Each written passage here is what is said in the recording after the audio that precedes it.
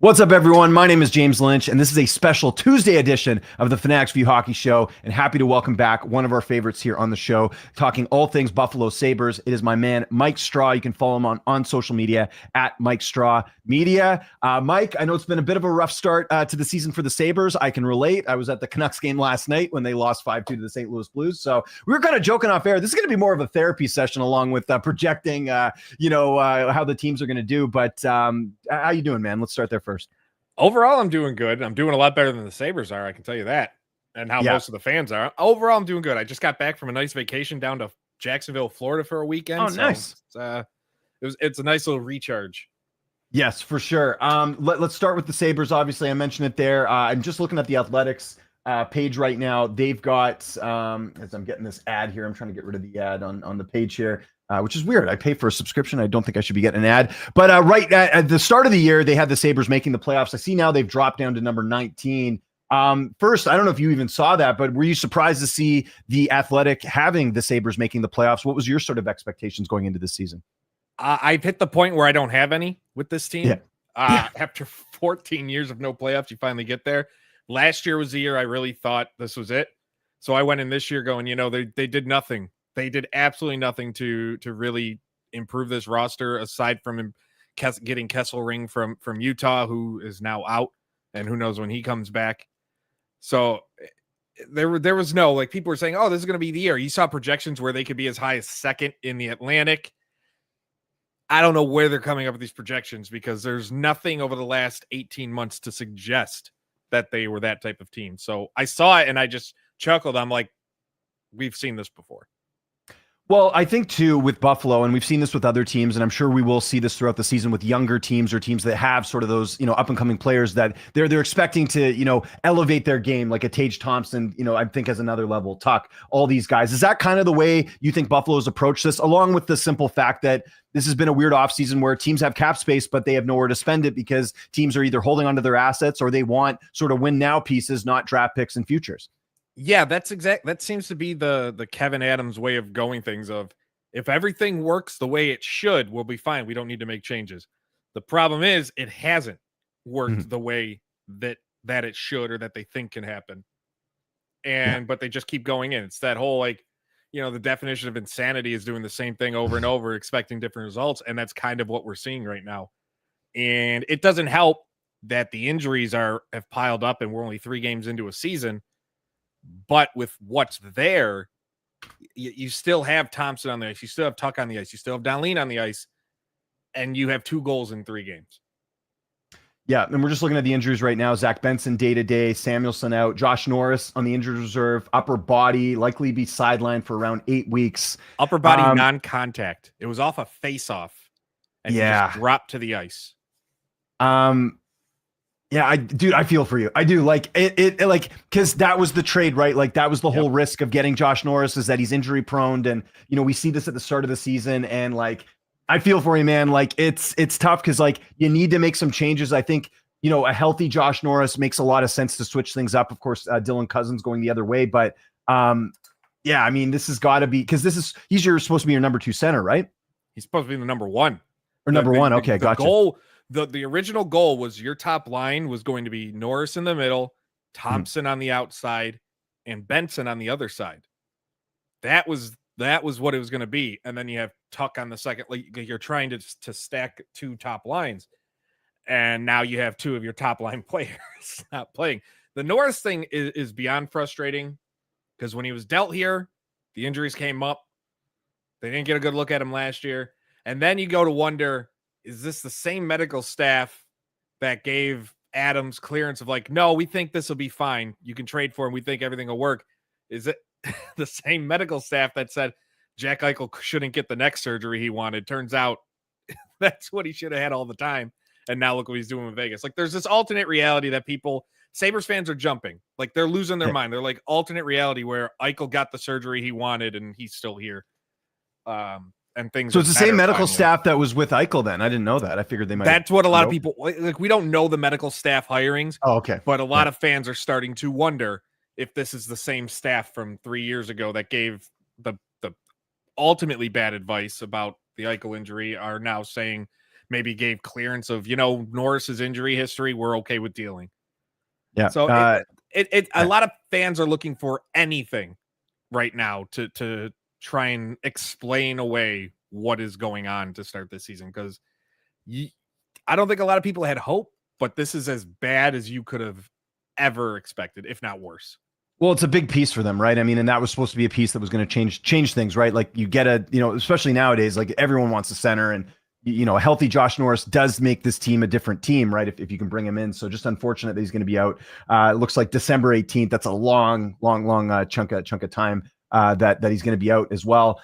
Just looking at the scores so far, that's the other concerning thing. Like, it would be different if you're on a losing streak and you're losing maybe like 3-2 or like the shots or whatever, but like you get blanked by the Rangers I think that was the opening game. Yep. 3-1 against the Bruins. That game looks like a little bit closer. And then the Avalanche, who's one of the best teams in the league. Like, don't fault them for losing to the Avalanche, even though they're at home. Is just from what you've seen, has there been any concerns, like as far as the effort and all that sort of in these games? Like, is there anything that sort of stood out so far in these 3 games as we overreact early in the season? The power play is downright awful. They're 0 for 11 on the power play. Oh, damn. Okay. They can't get shots. They can't commit. They can't get passes. They have I think it's the 32nd lowest amount of scoring chances with the man advantage so far in the season. Again, it's only 3 games in, but you're already at the bottom of the league here. Yeah. If I had to take a guess who's number 1 in that category, it would probably be the Canucks after what I saw last night, but we'll have to go double check that. Yeah. It's bad. And then you got a player like Ryan McLeod, who they traded for in the Matt Savoy deal a year ago, had a great year. They gave him a 4-year, $20 million contract. And in 3 games, he has absolutely 0 points.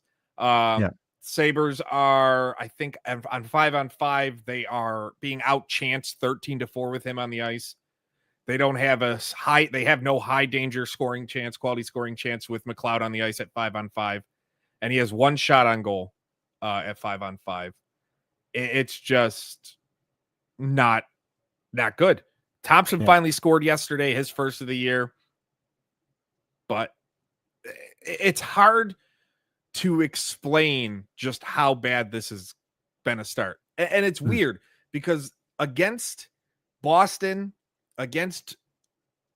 for the most part of the Rangers, and then for a little while against Colorado, they weren't playing like terrible hockey, but they weren't playing like a team that thought they could win a game. Right. Playing like a team that maybe they can hang around and get lucky and pull out a win. Not a team going out there thinking we're going to win this game. And it's so weird with how this has been. Knowing you have a coach on the final year of his contract, knowing you have a GM who should be on the hot seat, but we don't know. I was walking around Jacksonville and I saw a bunch of palm trees over the weekend. I was like, if we had these, maybe things would be better. I don't know how he survived that. I'm still dumbfounded on that one. But it's just this weird thing where the bottom 6 looks fine. Like, it finally looks like it's going to be a line that no one that you can put out there against units to slow them down. Alex Lyon has looked solid in fill-in duty for UPL. So you can't blame the goaltending. You're not, when you give up, you take away the empty net goals. Yeah. When you're giving up 2-3 goals a game, like for the game, you should have a chance to win most of them. When you're scoring 0, 1, and 1, when you have 2 goals in 3 games, you're not going to win a single game. And this is the Sabres offense 2 years ago was in the top 10 in the league. And now this year they're nothing. And now you have the talk that which is starting to, how long until, because I think it was Elliot Friedman, and it's kind of common sense. If things continue to go off the rails, this is the last chance to show things are changing before Dahlin and Tage ask out. Yeah. Granted, it's always that mindset of like, you can ask out, but you're also part of the problem. Yeah. Because they've made the coaching changes. Like, they're not hiring the right coach, but at the same time, it's like, you're also the part of the problem. Like, the players on the ice are the ones playing the game. And it's just, but we're at that point of like, are we really going to go through this again? They still don't have Tuck signed to a contract. The longer that goes, the more likely in my mind he's gone. Mhm. Because we think of Brock Besser last year where he ended up staying, but I don't think this is a situation where he'd sign, like he's gone. If there's no contract by the deadline, I think you're looking at a deal. Mhm. It's just we're already 3 games in, and Thompson said yesterday, he's like, I'm not worried about 14 years. Like, we are still so early in the season, the sky's not falling. That doesn't matter to fans. Yeah. The fans are worried about 14 years of this. Like, it's tiring. I can relate. I mean, it's again, and it's it's so funny that like I do feel like I'm talking about the Eastern Conference Canucks right now. Like it's literally the same thing. It's like lack of scoring, no opportunities. They brought a few guys in, like Evander Kane, and like, you know, I watched the game last night. Like Kane was not like a difference maker at all. Like thankfully he didn't take a penalty. He took a couple I think the other night against Edmonton. You know, it's just. It's one of those things. The thing that makes this situation tougher, I think, for you guys is that you guys have kind of gone through the rebuild and it hasn't panned out like yet. Like we haven't seen that, like, you know, the certain teams where they've gone through like the growing pains, like Montreal's starting to turn a corner. You're seeing other teams that have tried that as well. Like Anaheim looks a little bit better. I don't know if you saw that game last night. It was like 7-6 or something. It was crazy. Like you're seeing the pieces come together. And I think there are some good pieces, but it just doesn't seem like the mix is there. What would you say, like, if things continue this way? Because here's the thing, like I was just talking about, it's not that they're losing games. I mean, obviously you got to win, but it's the fact that like we're getting 4-0. You know, again, 3-1, like I guess it was an empty net, but it looks like, especially in a game like this where it's like not close. Do you think it's American Thanksgiving? That's usually the point where, like, you know, if things are still going the way they are, where this doesn't look like anything close to a playoff team, do you think there'll be big trades? Do you think there'll be like, it sounds like we don't really know what's going on. Cause like you said, it seems like Kevin Adams has some blackmail on the owner or something. He's still sticking around. I don't know. Like the American Thanksgiving is a good point because since the 05-06 season, over 75% of the teams in a playoff spot on American Thanksgiving make the playoffs. The Sabres have been on the wrong end of that. They're in that 25%. They've been in there over the last 15 years quite often. This is a situation where if by the end of October, if they come out, so they've already lost their first 3 games in regulation. If 10 games in, they don't have at least 4 wins. If they don't bust out 3 wins out of the next, or 4 out of the next 7 wins, there's going to be a lot more noise for firings and dismissals. Yeah. We already had yesterday at the arena fans that put bags over their heads. 3 games in. No. At the end of the game, fans threw jerseys on the ice.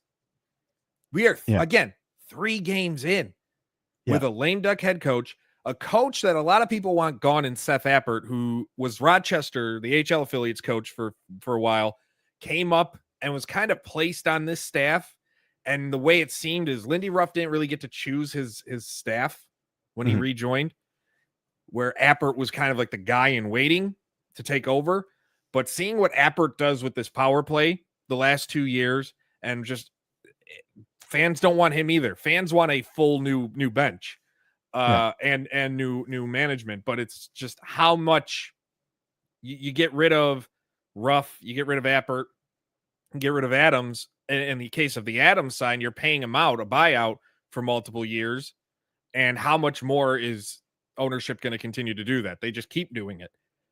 And I get it, but we're now in year 6 of Kevin Adams, like with nothing to show from it. How many GMs get over half a decade? I raise you. You give me your Kevin Adams. I will raise you Jim Benning in Vancouver.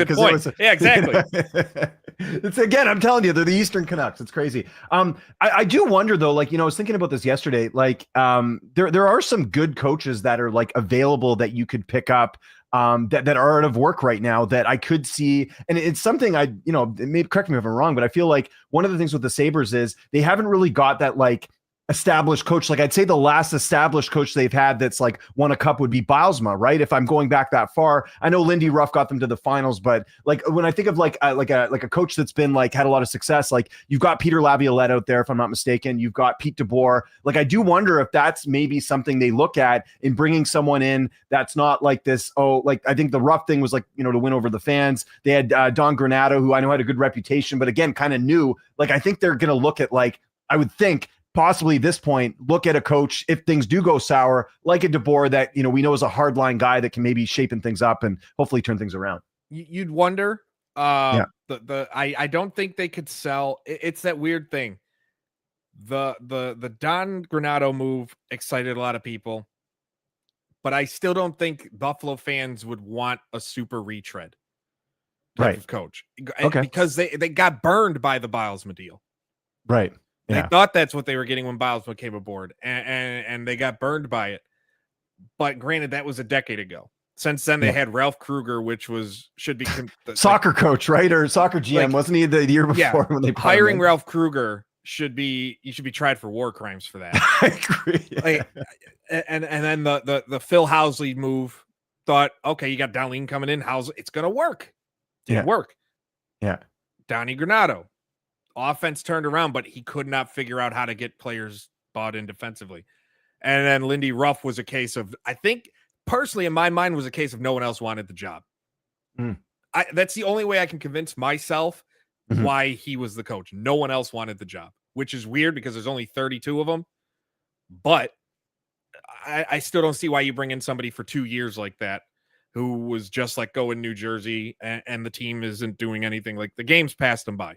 It's safe. Yeah. You can. That was pretty obvious in New Jersey. That was the one thing I thought when Buffalo hired him, because you could see with New Jersey, like they just weren't like they weren't playing like the style of hockey that winning teams are making right now. And you see the difference now. I know they've gone through a couple coaches because Travis Green was an assistant, I think there. But yeah, they obviously brought in Sheldon Keefe, and it seems like that's been more of a better fit there for New Jersey right now. So yeah, we'll see. Another name I'll throw out there is Bruce Boudreau, obviously an Eastern guy. Maybe that's, he gave the Canucks a nice bump back in the day. I don't know if he wants who to I wanted at the start, but now I'm like, do I want a near 70-year-old coach?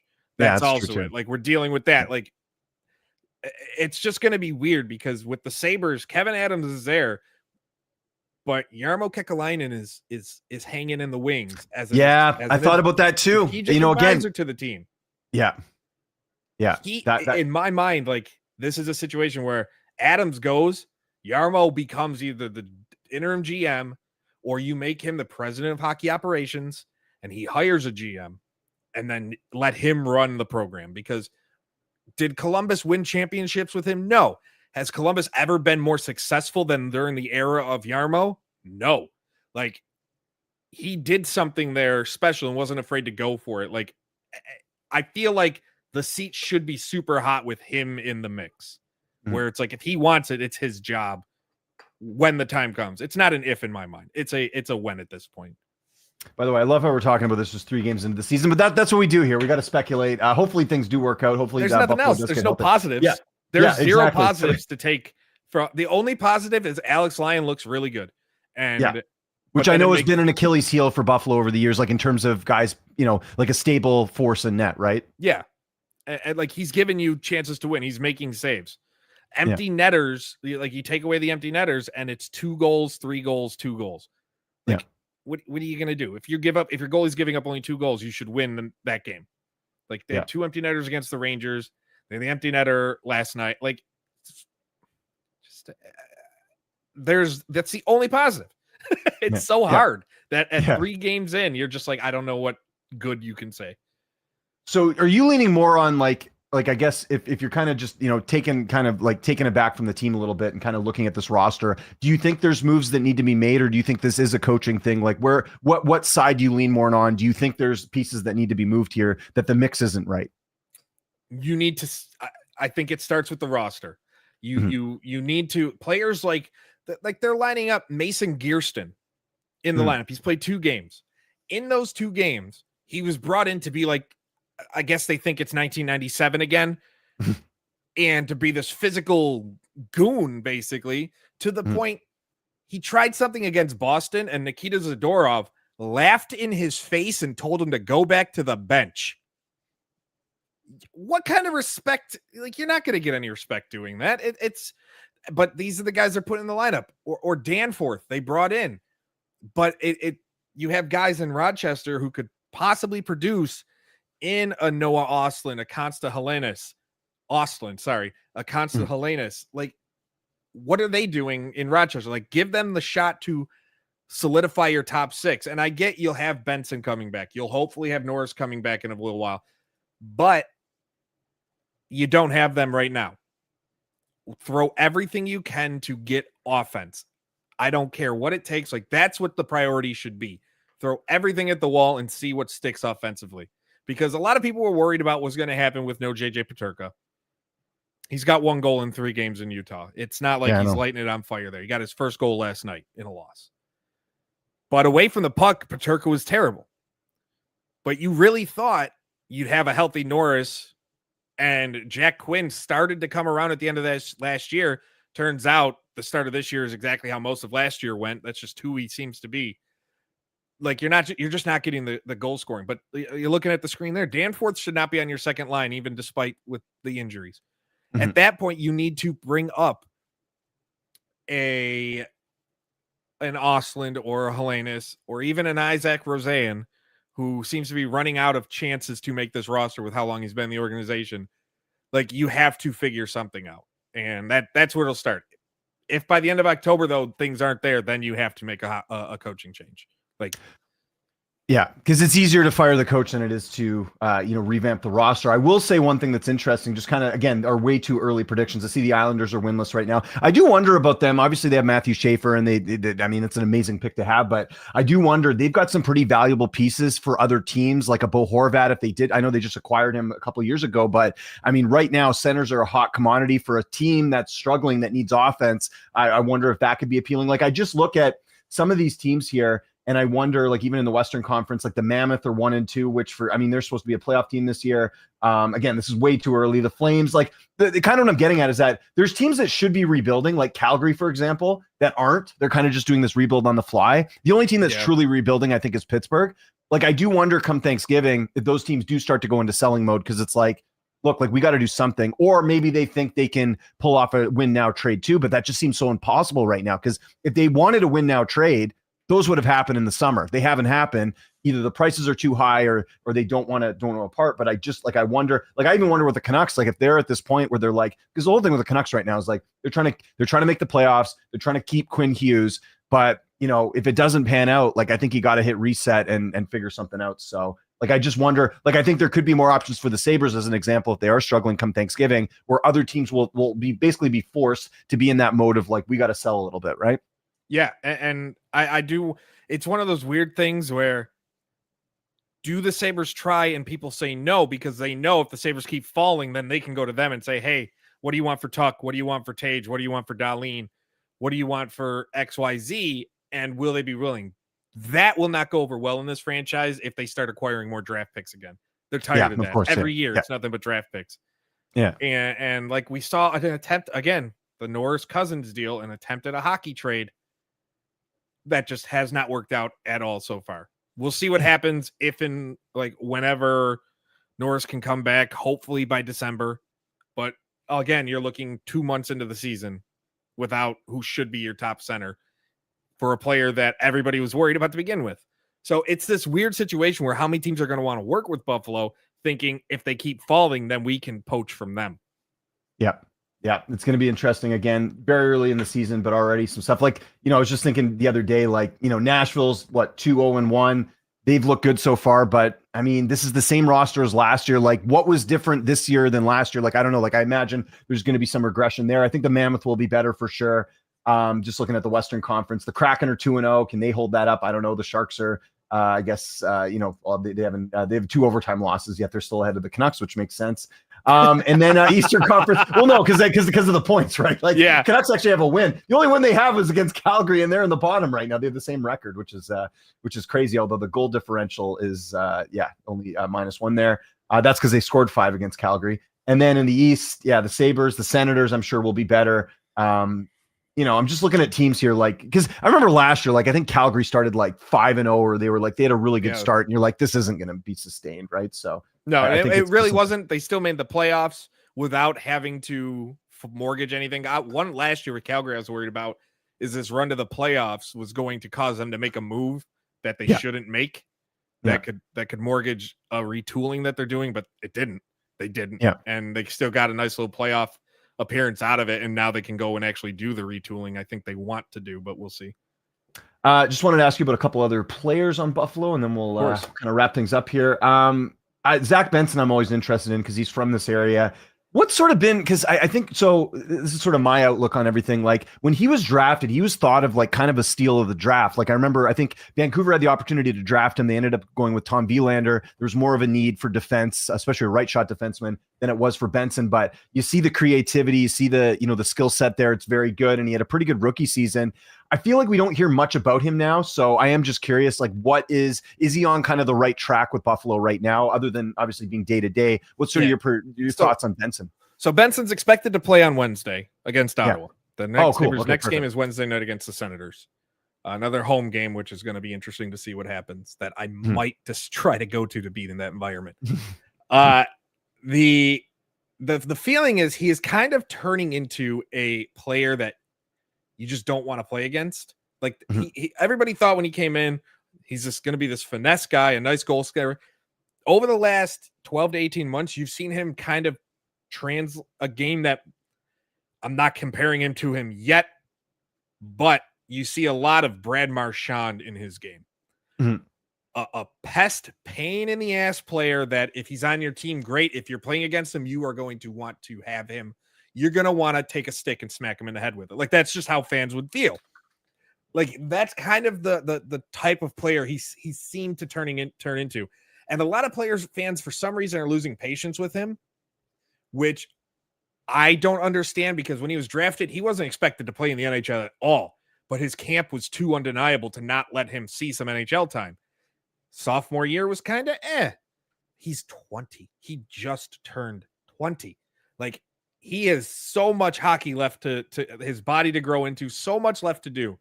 Like he's going, I'm of the one player where you're just like concerned about, he's one I'm not. I still think he kind of turns it. There's another level there that we can see. It's just my biggest thing has always been, will coaches put players in positions to succeed? Anybody who's ever followed any of my work covering hockey knows that's my biggest gripe of coaches. We saw it in New York with Lafreniere. Once he got put into a situation where he could succeed, he started to produce not like a number one overall pick, but like a top six forward rather than a bottom six forward. And that's what I kind of see for Benson. That's why I think him having that top line opportunity with a Tuck or with a Tage and a Norris was so good that we were finally going to see. And then everybody becomes crash test dummies and breaks. Like it's yeah. No, and then I love to hear the comparison with Marchand and stuff. And I know what you mean, like guy that's hard to play against or whatever. We're not saying he's going to be Marchand, but it's just definitely a good comparison. Yeah. No, I like it. That's encouraging to hear. And then the other guy I obviously got to ask about, because I haven't heard much since then. Bowen Byram obviously signs the shorter term deal. I think the thought is, unless something like drastic changes, I think he will be used as like a trade chip. I think the thing with him always is, my understanding, you tell me, you know better than me, is that he wants to be the guy. And as long as Rasmus Dahlin is there, he's going to be the guy. Do you think that, like, how do you see that playing out with Byram, like at this point? It hasn't been good. Yeah. At the start of the year, he has not looked good. He's made simple mistakes, kind of just like you lose focus type of mistakes. But I feel like that's just been normal for him since like last year. He kind of started the same way too. I still am a feeling that he's going to be used as a trade deadline chip of hey, here's a guy, give us what we want, because you'll have this guy for one more year at least. And you can negotiate with him starting July 1st while not having to worry about if he's on your team or not. He's a guy where he's just there at this point. Like he's not really doing anything special. The defense itself hasn't been terrible, but it hasn't been great. If you take Dahlin out of the defense right now, they're an absolute mess. Right. Power has made simple mistakes that you shouldn't be making mistakes for a guy you gave that money to and that contract to.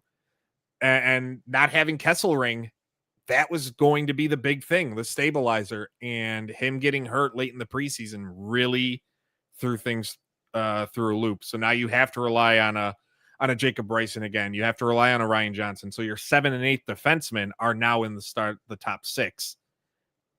And it's brutal. I mean, you can't really rely on Samuelson because he's made out of paper mache, but it's not his fault. Just some people, that's just their body can't handle it. Some guys, just injury prone. And it's tough to see because the defense on paper entering the season this is the strongest the Bills. I'm in Bill's mind after that performance last night. Right. Speaking of defense, the Sabres defense, this was on paper the strongest defensive core they've had in over a decade, and we have yet to even see it. Is it safe to I know it's hard to kind of answer this because it hasn't been that long, but with how high Owen Power was drafted, is it kind of not panning out the way people thought it is, or is this what we should expect for a guy that hasn't been in the league that long? It's not. It's that weird thing because Dahlin didn't look that great either. Mm-hmm. It took until like year 3 for Dahlin to really break out. Yeah. Even Nathan McKinnon, by the way, like if you go look at some of his early stats, like he wasn't looking so great, and then eventually he got it. Now he's one of the top players. Exactly. Yeah. But now we are in year 5 for Owen Power. Has it really been 5 years, man? Okay. Yeah, I was trying to remember what draft year he was, but yeah, I remember he's like a top pick, right? 2021, number 1 overall. It's year 5. Like if he's not going to, he did have 40 points last year. Offensively, he is still solid. Yeah. In his own end, he's still got to figure things out, and it seems like it's a case of he's trying to do too much or thinks he should do too much. And that's where Kesselring was supposed to help kind of settle him down and let him play his game. But now he's being paired with Connor Timmins, or they're being jumped around too. That's the thing. They're not being able, because of the injuries, they're not being able to find their chemistry with with their pairing. And that's it's hurting them. But you watch plays like against Colorado on Monday, and you're just left wondering where is he looking? Or the gliding. I know people used to make fun of the old Ovechkin thing where you just see him glide and they make the controller disconnected joke with him. But you've seen that with Power, and Power doesn't produce in a different way that would make that okay. So it's this weird thing where I don't know if the message isn't getting across to him or what. And I might be harder on Power than most, but for how early he got the contract he did with doing little to a lot of ways warrant it. It was a case of we can't let him leave rather than we want to keep him. It's frustrating. Yeah, it's tough. And it honestly, that's one of the tougher things in the NHL is betting on these guys with such a small sample size. Like even with New Jersey with Luke Hughes, I'm sure Luke Hughes will have a great career, but like, what if he doesn't? Like it's one of those things where you hope, like Canucks are dealing with that right now with Elias Pettersson. Like he does not look like the 100-point player, even after 3 games that they signed him to 11.6. Like you talk about Bowen Byram just being there. That's what Pettersson looked like last night. It's a pretty scary thought, man. I know we're 3 games in, but man, it's kind of tough. Mike, this was awesome. Thank you for sharing your misery with me as well. Cause again, this is it's good to know there's other people going through the suffering right now when it comes to NHL teams. Again, I think Buffalo is the Eastern Vancouver, but more importantly, man, what do you got coming up? You do a bunch of work everywhere, all types of stuff. Just let our audience know. It doesn't matter, if it's hockey or not, what you got coming up that they can check out. Yeah, I got a lot of stuff. I just published a piece on Forbes today. You can find that at Forbes.com/sports money on my time in Jacksonville, talking to fans about the Jaguars and how things are changing there. Working on some cool stuff that I can't talk about yet, but it does involve hockey that I'm hoping I can talk about within the next couple weeks.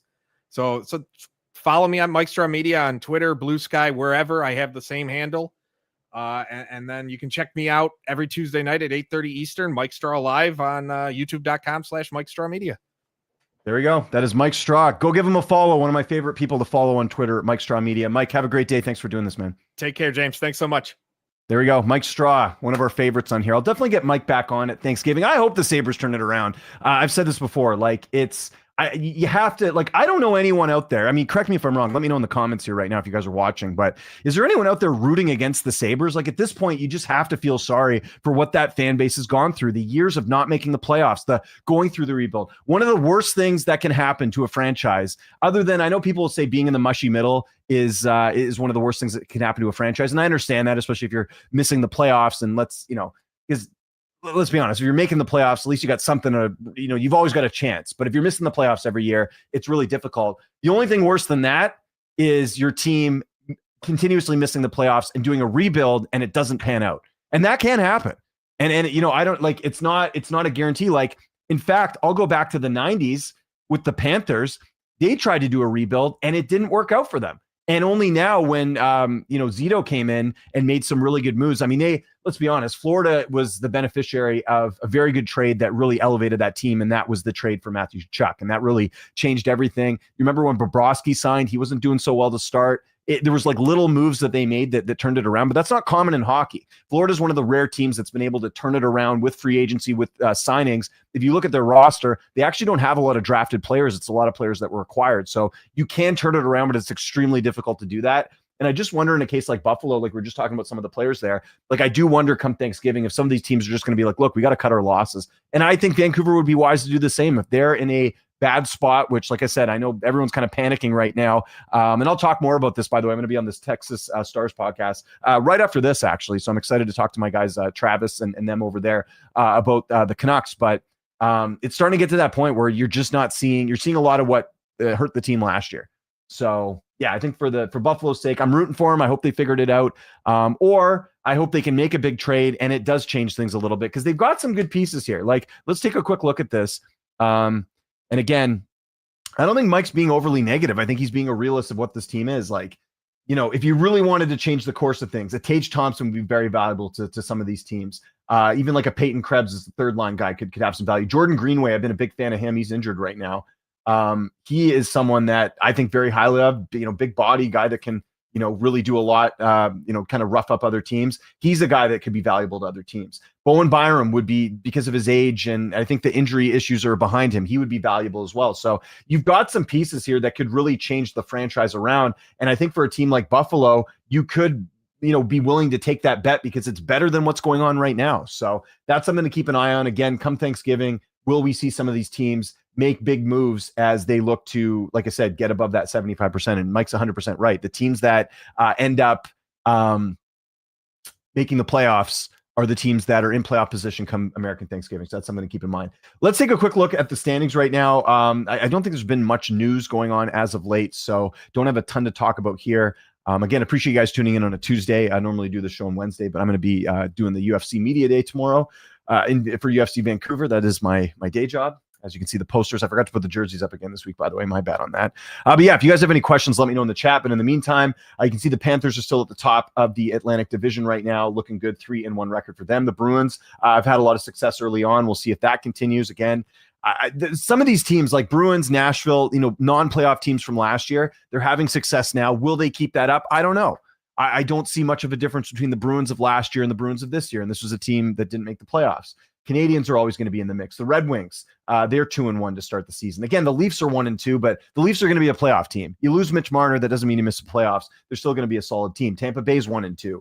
Actually, who's Tampa Bay even losing to? I feel like Tampa Bay has been playing some pretty good teams, or maybe I'm wrong about this. So they're playing the Capitals tonight.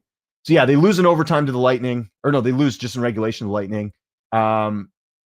Lightning lose there. They lose 7-0. Wow, how did I miss this? That the Panthers won 7-0. That's not good.